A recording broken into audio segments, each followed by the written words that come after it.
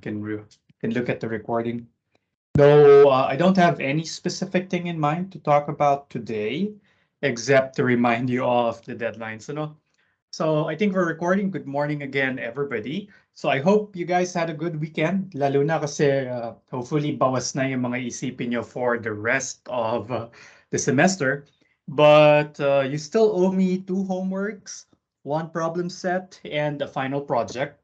Hopefully you remember our tentative plan, which I think will push through. So homework number 7, which is worth 15 points, will be due on December 9. So before I go to other matters, how do you guys feel about it? Do you need some more time for homework number 7 or kaya nyo na itong tapusin by December 9? Tingnan ko.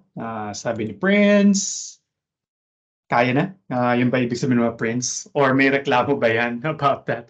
So how about the others? Do you think you can finish it by December 9? Gusto ko sanang mag-stick sa December 9 para hindi na siya sumabay dun sa mga gagawin nyo next week, Kasi meron tayong, lalo na ako, guilty ako nito. I'm a big procrastinator. So kung hindi pa naman deadline and hindi pa siya kailangan, hindi siya urgent, I don't do it right away. So kasi hindi ko alam, I think my best work are done under time pressure, So like kahapon, I was to deliver the synthesis ng SFRC, ng CAS Student Faculty Research Conference. So I need to present the summary of the conference the last 2 days, or the last 2 Mondays. Tapos parang nagto-talk na yung speaker before ako, saka pa lang gumagawa ng speech. Pero I think it went well. Pero yun yung trademark ko. I'm a big procrastinator. So my worry is, baka ganun din kayo, mana kayo sa teacher nyo. Tapos pag ginawa kong deadline ay next week, sasabihin nyo na naman na, sir, sumabay po dun sa mga iba naming problem set. So that's why I really want to have it pushed through. No, matapos nyo siya sana by December 9. Okay? Para by December 9, I can also release problem set number 2. So I think I mentioned last time na I will talk about the problem set today, but I kind of changed my mind. Siguro pababayaan ko na muna kayo na isipin niyo muna yung homework number 7 para compartmentalize kayo.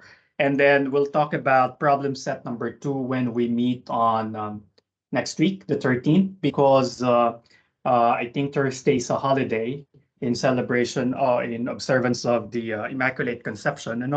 So doon na lang natin pag-usapan next week yung problem set number 2, which I mentioned to be released on December 9, so that you will have also the weekend or Monday next week to go over it and then get your initial assessment about it. And then you can share with me your thoughts about it on Tuesday when we meet on the 13th. The deadline for the second problem set is on December 21st, but that would be the deadline on Canvas. All right. What I'll do, para consideration na rin, So what I'll do is I'll keep the submission bin open until December 24, 11:59 p.m. Don't worry, I will not give any deductions if you submit it on the 24th. Kailangan ko lang ilagay yung deadline para legal, hindi nyo ako i-demanda, So, ang deadline natin ay December 21, last day of classes, but I'll be compassionate, Uso naman pa rin yata yung compassion na hanggang December 24. I don't know if it's compassion or torture na tipong naka-ugly sweaters na yung pamilya nyo, nasa pagkainan na kayo, mag-noche buena na. So hahatiin na yung lechon, yung cochinillo o yung tawag din sa bilog na red. Talagang Christmas na sa isip ko yung queso de bola, Tapos kayo nagsasubmit pa rin ng 191 problem set. But yeah, I'll open it until the 24th, so you guys can take your time with it, But along with that, kailangan nyo ring tapusin yung huling requirement which is the project. Hold on, parang mali yata yung settings ko. Baka mukha na naman ako nasa lata. Mukhang nasa lata ba yung sound ko? Mali yung microphone na naka-on. Good. Palitan ko lang. Hopefully may nagbago. Pero anyway, okay. So yun, so after the second problem set, we'll have the final project. So the final project, maaga na pala to, no? So yung pitch niya ay December 13 or 15. Maybe we'll schedule it on December 15. Kailangan ko palang ibigay yung ano, no, yung guidelines. Ay tayo week after next pa. 15th. Okay, so siguro we'll stick with that. The final project pitch would be December 15. So you will be working in groups of at most 3 members. So siguro kukunin ko yung mga pangalan ng magkaka-group siguro by Friday. I'll send you guys an email, a link to a Google form that will ask you sino-sino yung magkaka-group para alam po if you want to be in a group but you don't have any particular persons in mind yet, sendan nyo ako ng email and then mention in the email or ano kaya, email or Google form na lang or Google Docs. Siguro magpapa-Google Docs na lang ako para pwede kayo mag-edit directly tapos kayo na yung pumili ng groupmates nyo. Ano? So I'll just put there several spaces wherein you can sign up. Pwede kayong maglagay ng group 1, group 2, group 3, group 4, tapos paki-fill up na lang. So if you already are in a group, at least one of your members, please type the name of the groupmates in that Google Doc that I will send probably after we hang up today. Ano? So sulat niyo na yung pangalan yung tatlo kung kayo ay naghahanap ng mga ka-group, ano? So just go to a blank space or a blank row dun sa ibibigay ko na Google form. Tapos mag-sign up lang kayo doon. Tapos kung nakita nyo na meron pang bakante, I mean, ipapa-indicate ko kung ilang members yung gusto nyo doon. Ano? So kung meron pang slot doon sa isang particular group, halimbawa si student A, halimbawa si Denmark, gusto niya ng ka-group, so tapos wala pa siyang nakausap in the class. So doon sa Google form, pwedeng mag-fill up si Denmark sa isang bakanting row doon, o bakanting group. So put your name and then probably siguro yun na lang, write your name. And then other students can go to the Google Doc, and then if they see that there's a group that is not yet filled in with 3 members, then pwede kayo mag-sign up right away. Okay? And then just contact your classmate na, uy, nag-sign up ako dun sa bakante mong group, right? So that you start your discussion para ready na kayo sa pitch on December 15.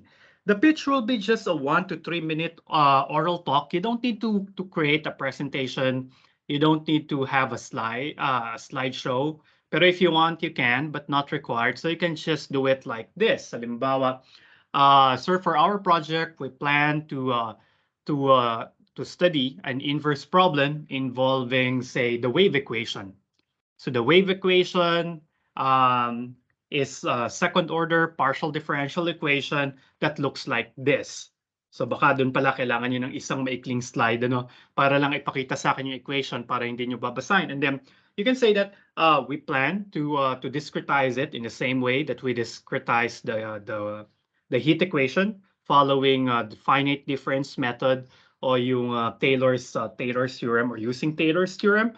And then we will compare the naive reconstruction at the true solution, a naive reconstruction solution, a solution from the L curve, and a solution from the truncated singular value decomposition. And that's it, sir. From there, we will look at the relative errors, the relative differences, the comparison between these things, and so on. And end of pitch, you know? Or may kulang pala.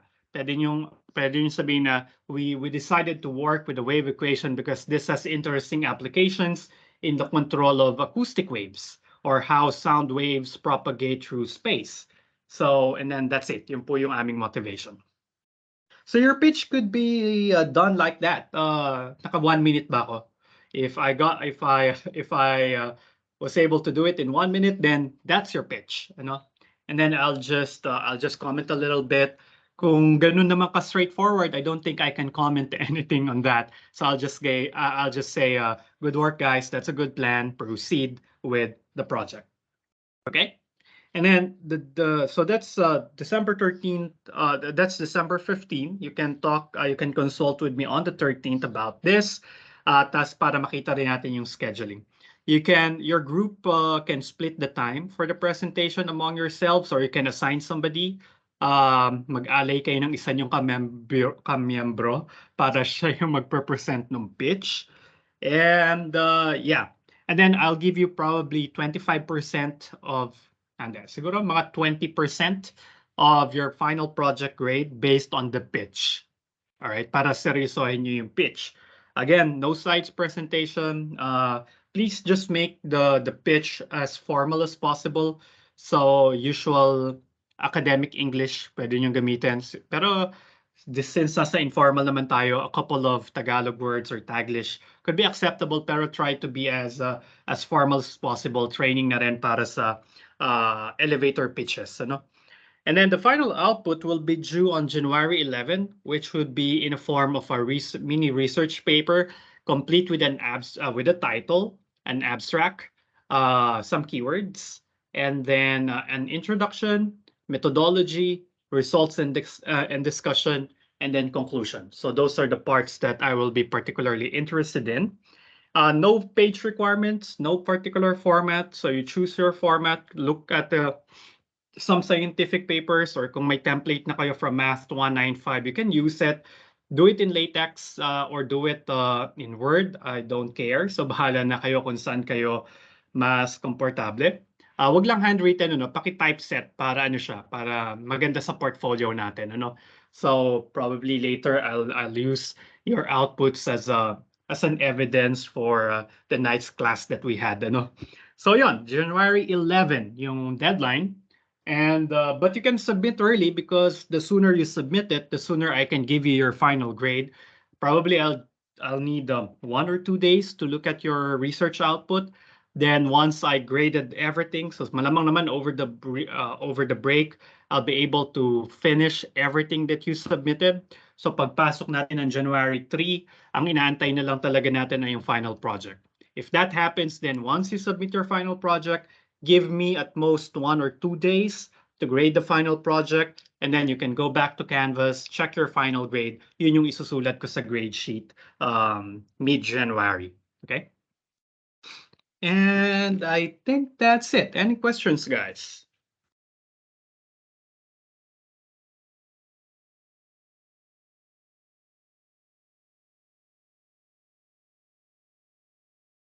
Any questions? Concerns? Sigurado ba yan?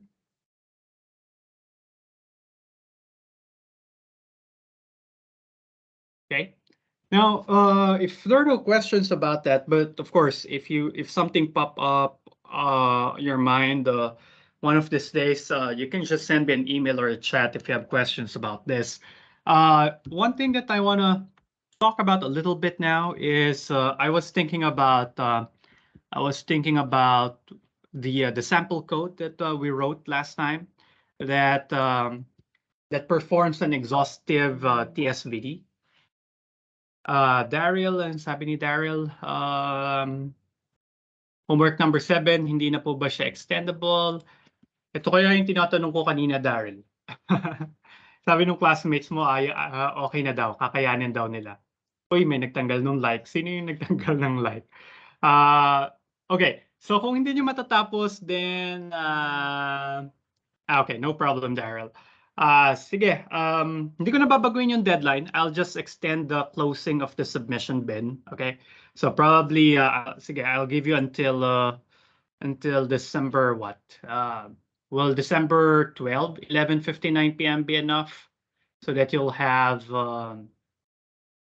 and December 12, 11:59. So you have Saturday, Sunday, and then the whole Monday to finish it. Okay lang ba? Okay na yung December 12? para sa December 13, nakafocus na talaga kayo sa problem set. Alright? So hindi ko na i-extend yung deadline, so i-extend ko na lang yung opening ng submission bin para ma-force pa rin kayo na i-try na natapusin siya. Pero lang siya, mentality lang, So I usually don't give deductions for late submissions except kung super late na at saka kung problem set yan. Pero sa mga homeworks, formative assessments, madali akong kausap about that. Lalo na kung ni-request nyo ngayon. Kasi yung iba problem sets, usually hindi ako nag-extend ng problem sets, tapos magsasubmit 5 days late or 3 days late.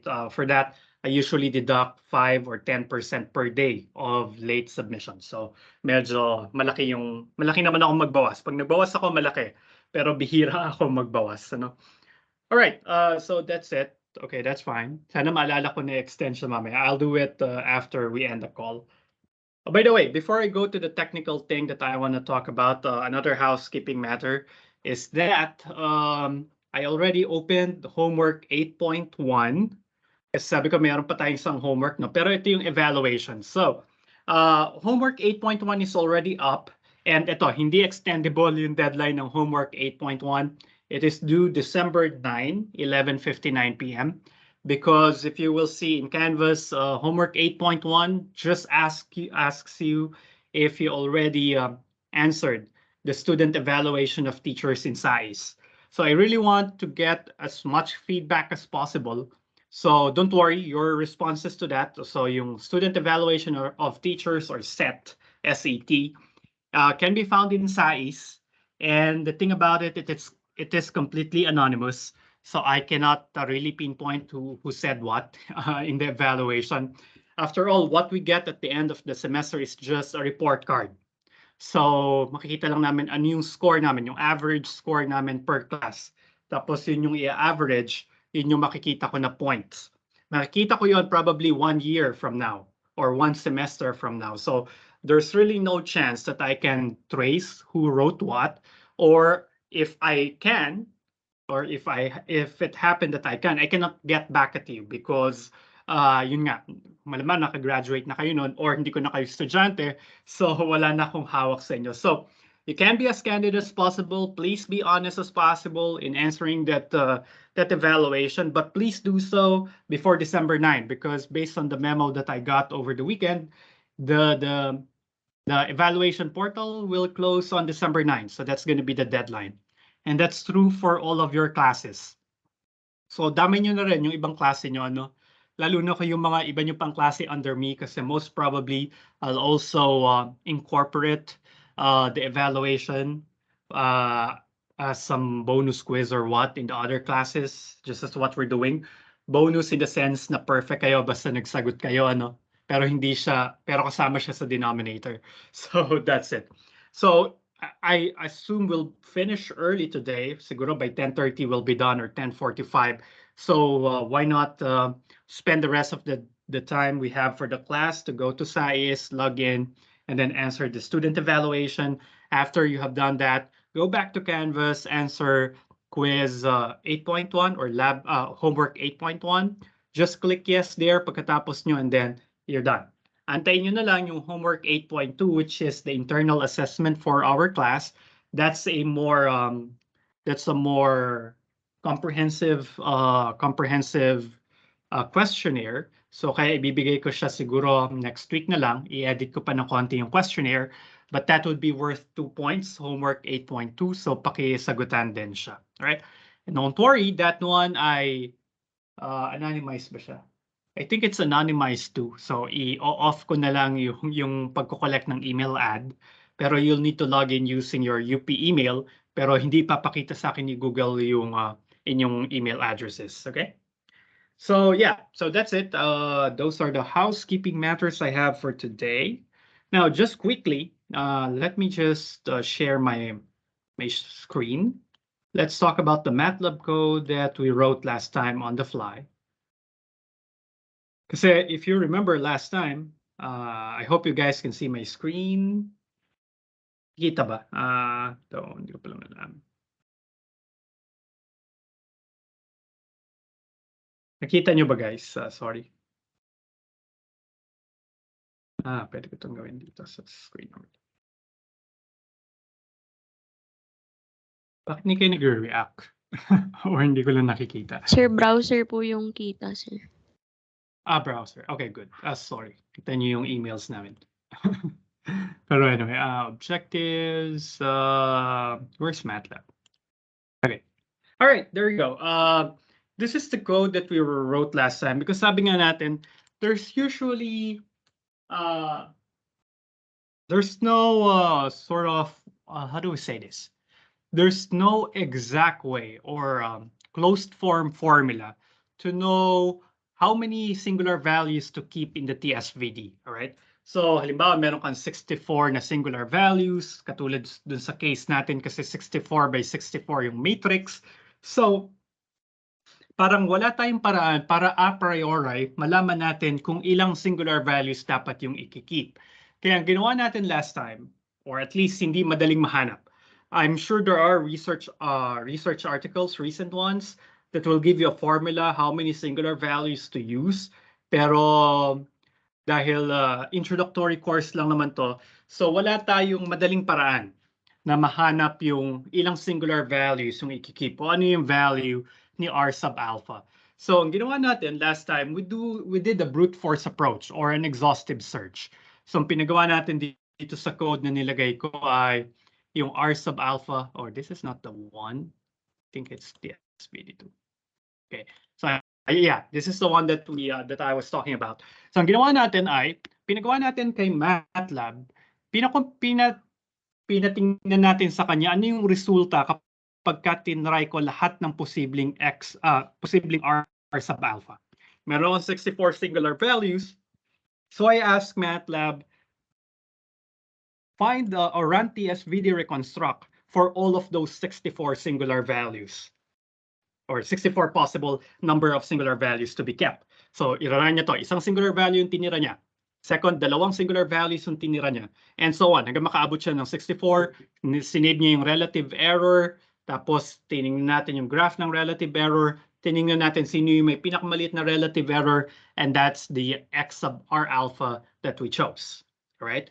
So, kaya lang, medyo ano pala to, naisip ko kasi kahapon, mag-Netflix dapat ako. Dami kong kwento, no? Kaya naubos yung oras ko. Naka-open pala sa YouTube, and then dahil ibang account ko yung naka-login sa TV, ano. So nag-pop up yung channel ko, tapos nag-play itong discussion natin about this code last time. And nung syempre pinanood ko na rin, tapos naisip ko masyadong hindi efficient itong TSVD2, itong sinulat natin na code. Why?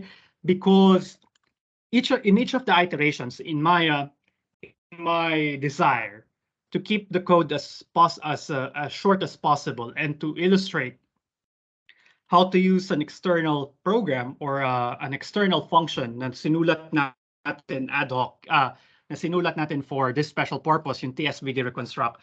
Ang ginawa ko, nilagay ko sa for loop yung TSVD reconstruct. Right?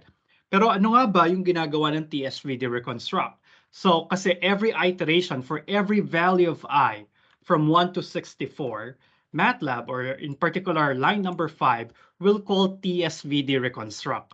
Tapos pag tinignan natin yung function ng TSVD reconstruct, so you can just double click on the function name, right click it, and then open TSVD reconstruct. Bubuksan niyo yung TSVD reconstruct na external program. Tapos pwede mo itong i-analyze ngayon. Tingnan natin. So pag nagpasa ka ng matrix A kay TSVD reconstruct, ang una niyang gagawin, ipapa-singular value decomposition niya si matrix A. And the singular value decomposition is an expensive process, especially for large matrices. Now, we didn't have any issue with this case kasi maliit lang yung matrix natin. 64 by 64 lang siya. So, madali lang siyang computan ng singular value decomposition. It will not eat up, say, more than a minute of computing time, you know? So, mabilis lang.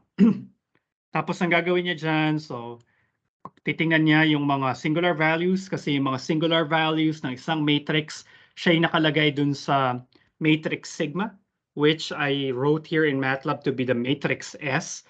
So si matrix S ay diagonal matrix na ang laman niya sa diagonal ay yung mga singular values ni S. Tapos, if you go here, nagsimula na siya mag-reconstruct. So dito niya ginawa, pinutol niya na, or pinaliit niya na yung, pinaliit niya na yung pseudo-inverse ni matrix sigma. Alright? So imbes na 64 by 64 yung matrix sigma, let me see if it's 64 by 64 nga. Yeah, I guess it's 64 by 64. Ano? So, gagawin ni MATLAB sa line 27, anong external function natin. In line 27, kukunin niya lang yung first row hanggang r sub alpha row, and r sub alpha is a parameter. Ito yung nagsasabi ilang singular values yung ikikip ni MATLAB. So, pag sinabi natin 4, yung r sub alpha. Kunwari, r sub alpha equals 4. Yun yung pinasa natin dito. So, ang gagawin ni MATLAB sa line 27, meron na siyang S plus na na-initialize. Pero yung S pseudo-inverse o yung sigma pseudo-inverse na gagamitin natin dun sa reconstruction, kukunin niya lang yung first row, kukunin niya lang yung first row hanggang dun sa fourth row, hanggang dun sa value ni r sub alpha. So kung 64 by 64 si sigma, so ang gagawin ni MATLAB, i-disregard niya yung pang 5 hanggang pang 64 na row. Kasi nga sabi natin, ang ikikip lang natin yung 4 na singular values o yung r sub alpha na singular values. Tapos ang gagawin ko rin, kukunin ko rin yung first r columns lamang nung matrix S pseudo inverse. Okay? So ngayon, pinaliit natin. Ito yung tinatawag na economy SVD or ito yung truncated singular value decomposition. Because instead of looking at all the rows and the columns of the matrix sigma and inverting its entries, ang ginagawa lang natin, kinukuha lang natin yung unang r sub alpha na singular values. So yung matrix sigma, instead na 64 by 64 in our example, kapag kasi r sub alpha ay equals sa 4, so ibig sabihin yung S plus, kukompute niya lang or isiset niya to be a 4 by 4 matrix. First row until the r sub alpha row, and then first column hanggang r sub alpha column. Yun yung ginagawa nito. So fini-filter niya yung laman ng matrix niya. First column, ito yung mga row numbers na gusto mong isali dun sa bagong matrix. Then ito yung column number na gusto mong isali dun sa bagong matrix. Right?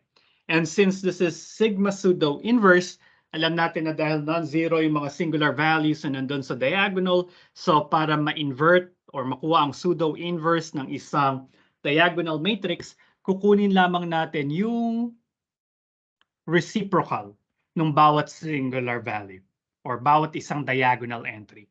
So we'll create another diagonal matrix, kaya meron yan diag. Ibig sabihin, itong S plus na 4 by 4 or na R sub alpha by R sub alpha ay gagawin yung diagonal matrix ng entries ay yung mga reciprocals ng mga singular values. All right? Then it's going to use whatever that S plus that we computed in line 27 para ma-compute si X sub R sub alpha. Okay? Now, why do you think it's not, my code here is not a good or is not a computationally sound program? Any ideas? Bakit kaya napaisip ako na, ay, ang pangit pala ng pagkakasulat ko ng lines 3 to 7? Kasi gumastos ako ng more than what I need in finding the singular or in finding the truncated singular value decomposition using 1 until 64 singular values. Anyone? Ano sa tingin niyo yung problema?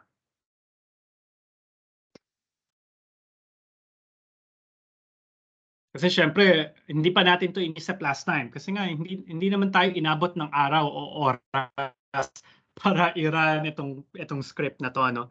Pero once you encounter problems, katulad nung nagpi-PhD ako, dati hindi ko problema yung mag-code efficiently kasi mathematician ako, no? So, there exists a code, okay na ako. Existence lang. Hindi ko kailangan yung optimality ng code na kailangan ko. Pero once when I encounter problems that needs days to run, may mga ganong pagkakataon na kailangan iwan ko nag-run yung computer ko sa opisina on an external server pa na parang ang laki ng RAM, ang daming CPU cores na pwede kong gamitin, magpa-parallel computing ako. Pero it still took me the weekend to finish the calculations, ano? Tapos over the weekend, I'm still praying na sana walang bug yung code ko, mag-run siya as intended, ano? Kasi ayokong bumalik sa university para lang i-check kung nag-run yung program ko. So anything that you notice to be, say, inefficient about this code or about this iteration, specifically lines 3 to 7?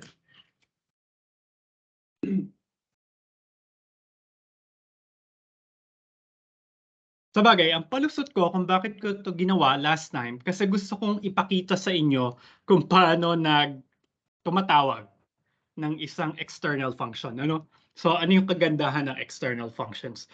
But this is not the best example, I just realized, because it's not efficient. Bakit hindi siya efficient? Kasi sa bawat isang I, ipapatawag ko si TSVD reconstruct. Tapos pag pumunta ako kay TSVD reconstruct, so sa bawat isa dun sa mga 64 times na i-call si TSVD reconstruct, pinapagawa ko si line 12. Ito yung pinakamagastos na part ng code, yung line number 12 sa TSVD reconstruct. Kasi rito, ipapahanap natin yung singular value decomposition ni A. It's not a biggie for us because we only have a 64 by 64 matrix, but imagine if you have 10,000 by 50,000 or 100,000 by 1,000 matrix. Ang tagal na ng pagko-compute ng singular value decomposition.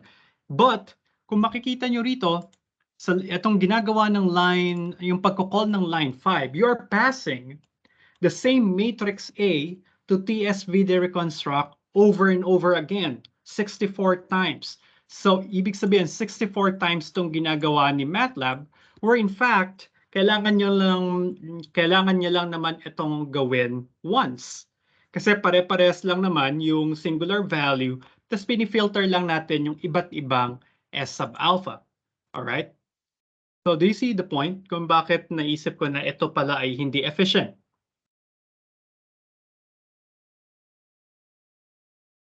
Can I see some reactions or hindi nyo na-gets? Sige, kung hindi kayo magre-react at hindi nyo naintindihan, papa-experience ko sa inyo. Bibigyan ko kayo ng 10,000 by 5,000 matrix. Tingnan natin kung hindi kayo magreklamo na, sir, parang maghapon na nagra-run yung program ko, hindi pa siya tapos. Right? But again, the problem is, line number 12 is inside TSVD reconstruct, which is called 64 times independently. So 64 times na paulit-ulit tatawagan ni MATLAB si TSVD reconstruct. Sa loob ni TSVD reconstruct, merong line 12 na nagsisingular value decomposition. So if I run this script that we wrote, this main program that we wrote last time, 64 times na magpapa-SVD siya on the same matrix A. Ang pinagkaiba-iba lang nila ilang singular values lang yung kinikip nila. So, unnecessary yung computation, ano. So, pwede siguro natin tong i-edit a little bit if we are saving some time or if you want to write a more efficient code. So, save as ko lang. Gawa ako ng bagong file. Try TSVD3. Okay. So, imbes na itawagin ko si TSVD reconstruct, I'll just get the salient points of TSVD reconstruct, put it in the for loop. Yung mga hindi ko kailangan pa ulit-ulit gawin. So what I can do is copy line 12 or the essence of line number 12 in TSVD reconstruct. There we go. So kukunin ko yung matrix U, kukunin ko yung singular value decomposition ni A, the same matrix A that we got earlier. Okay. Tapos save niyo yan dyan. Tapos, hindi ko na kailangan tawagan si TSVD reconstruct. So, mangyayari ngayon ay, mamanu-manuhin ko na dun sa loob ng for loop yung pagre-reconstruct using the truncated singular value decomposition, right? But I'm saving here some computation time because I already computed SVD, the SVD of A, and I only did it one time. Tapos yun na lang yung gagamitin ko sa for loop. Ano ba talaga yung kailangan ko sa for loop? Sa for loop, kailangan ko lang naman ito. Tapos yung reconstruction. Let me copy that over. Tapos i-adjust ko na lang yung code. Okay. So ang gagawin natin ay, okay. So si S plus, S pa rin yung nanggaling, so that's fine. And then I need to, R sub alpha here will be replaced by R because R sub alpha is the number of singular values we're keeping. And in this for loop, we are keeping I singular values per iteration. So this is going to be I, and this will be I. So meaning, kukunin ko lang yung first to the ith row, first to the ith column. So S plus eventually will become an I by I matrix where I goes from 1 to 64. And then this R sub alpha will be replaced by I as well. Okay. And then this will be the same. X sub R alpha will be this guy. And then relative error will be that guy. What else? And I think that's it. All right. Try natin yan. Pero this time, let me put a timer to it. Tingnan nga natin kung tama yung hinuha ko or tama yung aking idea. Now, I'm not sure if this will exactly be, this will be faster. This should be faster, but I can't be sure kasi baka meron pa mga iba't ibang factors involved like calling memory, etc. But I think this would be more computationally expensive in terms of number of operations performed. Pero yung computing time or yung CPU physical time, I'm not sure because medyo mahal ding mag-access ng memory. Pero theoretically, this should be faster. I hope it is. All right. So maglagay ka lang ng tick kung saan mo gusto mag-start yung timer. So gusto mo mag-start yung timer pagka-call ko pa lang nung script. And then talk, maglagay ka dyan ng talk kung kailan gusto mong matapos yung timer. Para ibigay niya ilang physical, ano yung physical time it took for the code to run. All right. Sabi niya ilang seconds nag-run. Now, what's the data that we have here? I think we used what? 64 by 64. So is this the convolution data? I think it's a convolution data, no? Yeah. And then I will just set B to be data Y plus E. So B equals data Y plus E. So niload ko lang yung convolution data para hindi ko na siya ko-compute. And I think we're good. F exact is there. X sub alpha. So let me press F5.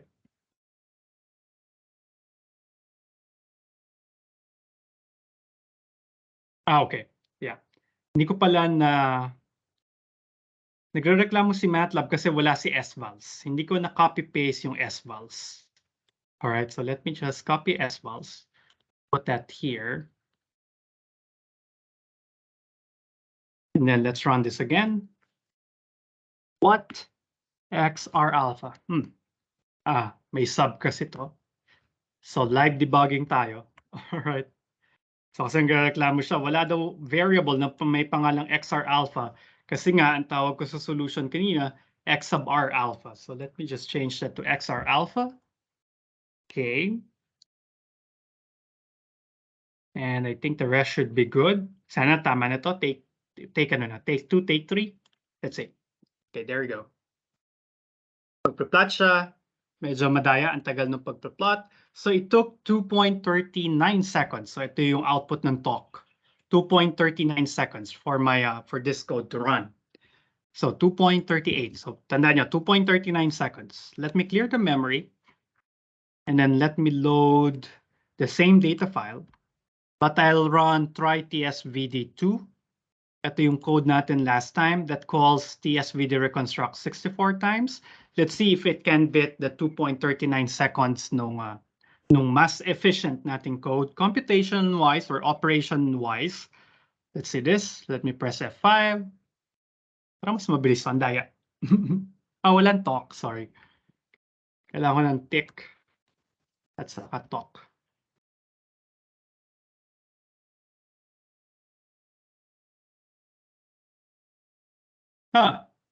Why is that so? Pinahiya ako ni MATLAB. Teka, try ko ulit ito. Anday nga niya, TikTok, TSVD. Yun.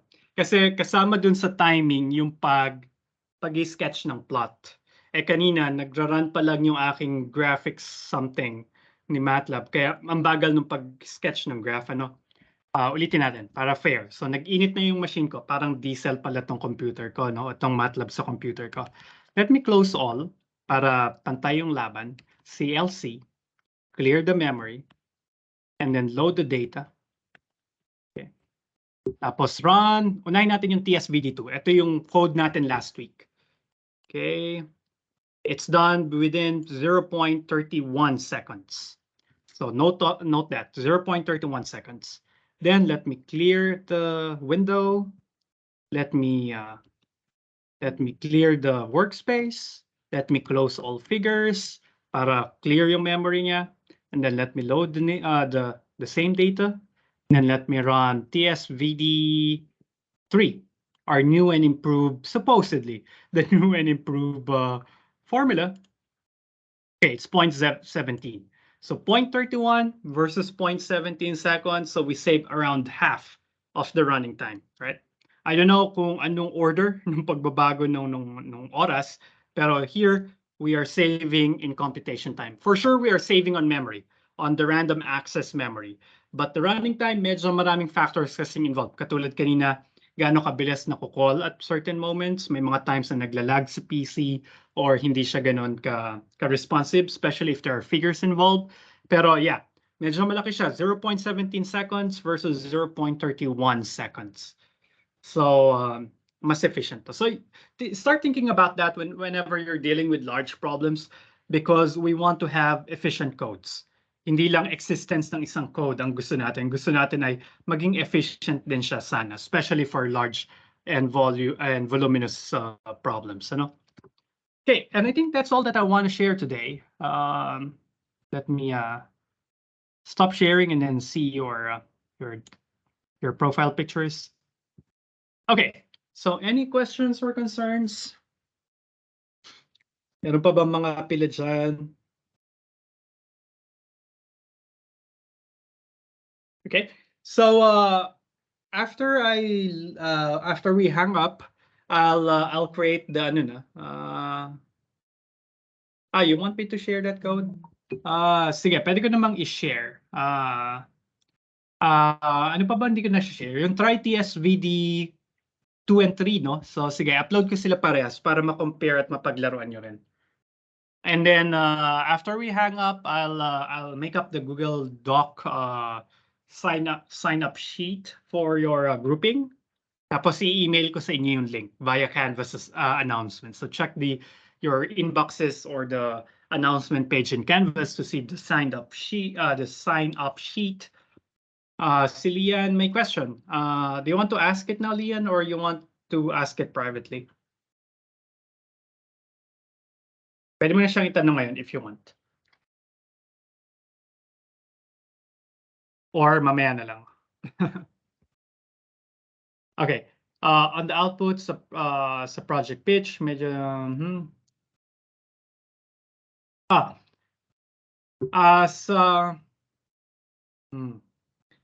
you talking about the project pitch lang? So sa project pitch, Lian, ano lang, yung 1 to 3 minute na semi-formal talk on December 15, yun lang yung kailangan nyo. No other outputs needed. So pakikinggan ko yung presentation nyo, i-gradean ko kayo right there and then. And then that's done. Yan yung due sa December 15. So siguro by December 13, or dapat within the week, nakapag-meet na kayo ng groupmates nyo. So mag-meet na kayo, pag-usapan nyo yung project, plan it, and then presentation natin sa 15.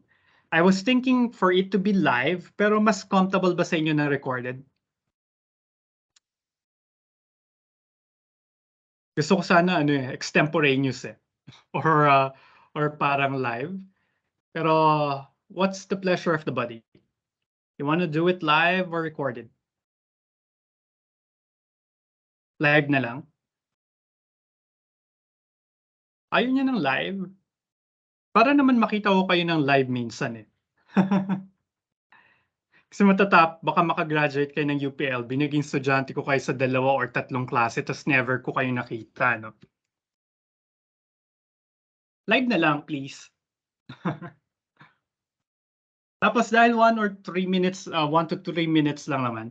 So kung gusto nyo, pwede kayong mag-record pero just in the event na magkaroon ng problema sa internet connection. But I really want to hear from you live, ano? So pakita kayo sa akin, mag-on cam kayo. Sige, mag-on cam din ako kung kakayanin ng internet ko sa 15th, ano? Sige. All right, puti naman. Thank you, Daryl. Nakuha sa please. Right. Kasi after ng please, sapilitan na. No paper for the pitch.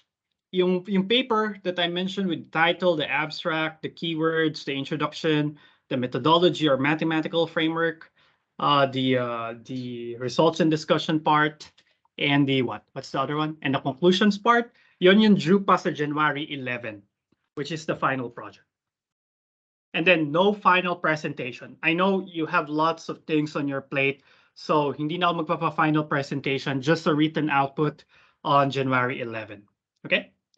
So on due sa December 13, gusto ko kayo makita, or at least isa sa grupo nyo. Saka para damay-damay na, ano? So dapat naka-on cam din yung buong group, kahit isa lang yung nagpe-present, ano? So kailangan ko palang gumising ng maaga sa Tuesday para makaligo ako para okay yung itsura ko sa camera. Anyway, so, okay. Then, what else? So yun, then dalawa lang yung output nyo. Yung oral presentation, yun na yung sa pitch. Tapos yung written, yun yung due sa January 11. Okay. Okay, any other questions or concerns? Okay, if something came up, you can talk with me, or you can raise it on the 13th. If you need more time for the pitch, you can tell me on the 13th, pero medyo ano na sana, medyo gahol na kasi tayo sa oras kasi after the 5th, gusto kong 15 tapos na yung pitch para sure na kung ano yung project yung gagawin so that you can spend 19, 20, and 21 starting doing your project or at least planning it or doing your delegation of tasks because you can still if you want you can work over the Christmas break pero sana ayoko kayong mag-work ng Christmas break, be with your family, relax.